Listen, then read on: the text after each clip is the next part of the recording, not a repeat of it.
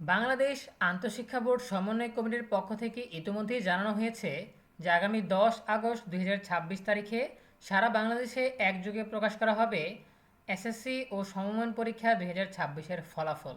এখন বিষয় হচ্ছে ফলাফল এই 10 তারিখে প্রকাশিত হবে নাকি এই তারিখ আবারও পেছাবে। এ বিষয়ে বিস্তারিত জানতে পারবে আমাদের আজকের ভিডিওতে।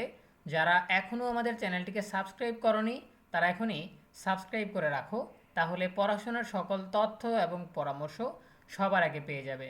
প্রিয় শিক্ষার্থীরা, তোমরা যারা এসএসসি 2026-এর ফলাফল প্রত্যাশী আছো, তোমাদেরকে বলতে চাই যে গত 20 জুলাই ফলাফল প্রকাশের কথা ছিল, আর বিগত বছরগুলোতে এই রেওয়াজ অনুসারেই ফলাফল প্রকাশ করা হচ্ছিল যে লিখিত অংশ শেষ হওয়ার 60 দিনের মধ্যে বা 2 মাসের মধ্যেই ফলাফল প্রকাশ করা হয়।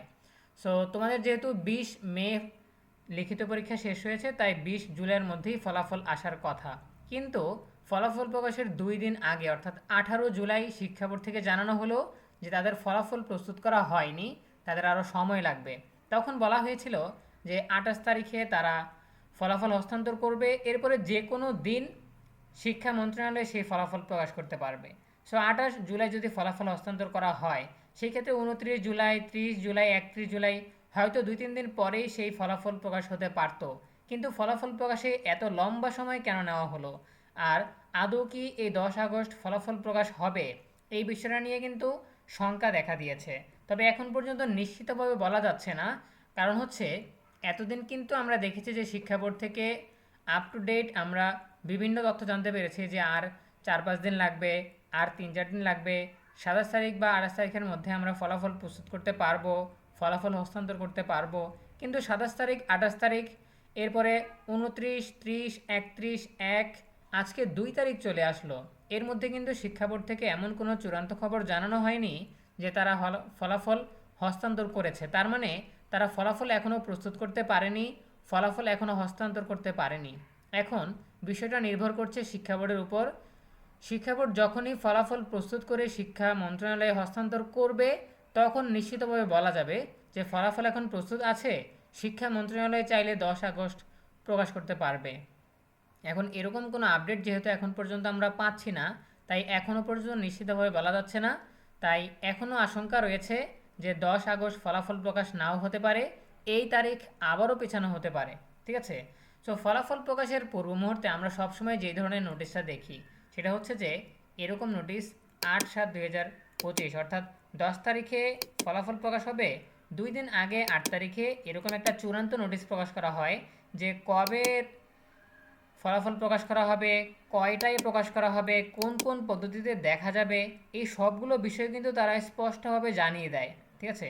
এখন এবছর শুধুমাত্র একটা তারিখ জানানো হয়েছে, কারণ হচ্ছে যে তারা নির্ধারিত সময়ের মধ্যে ফলাফল প্রকাশ করতে পারেনি। এই জন্য জনমনে বিভিন্ন গুঞ্জন তৈরি হচ্ছিল, বিভিন্ন আশঙ্কা তৈরি হচ্ছিল, বিভিন্ন ভয় আতঙ্ক তৈরি হচ্ছিল।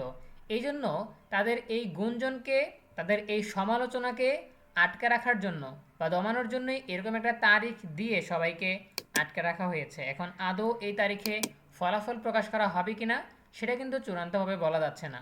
শিক্ষা বোর্ড থেকে কেউই মুখ খুলতেছে না তারা ফলাফল প্রস্তুত করলো কিনা, ফলাফল আদৌ ট্যাম্পারিং করা হচ্ছে কিনা, ফলাফল চেঞ্জ করা হচ্ছে কিনা, পাশের হার কীরকম বাড়ানো হচ্ছে কিনা, এই সবগুলো বিষয় তারা গোপন রেখেছে।